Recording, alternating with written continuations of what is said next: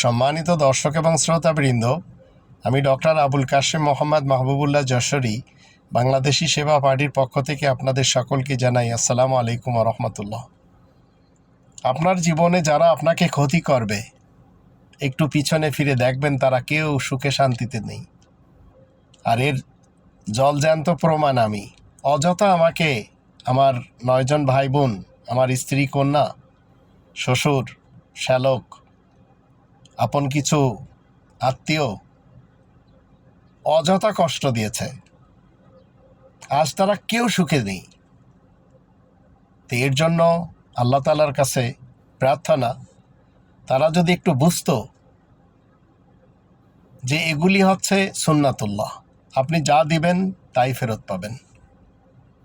একটা উপত্যকায় আপনি যখন মা বলে চিল্লাবেন, দেখবেন ওই পাহাড়ের পাদদেশ থেকে আপনার কানে একটি আওয়াজ আসবে, মা। তাই আসুন আমরা সবাই ভালো হয়ে যাই। অযথা কাউকে কষ্ট দিয়ে কোনো লাভ হবে না।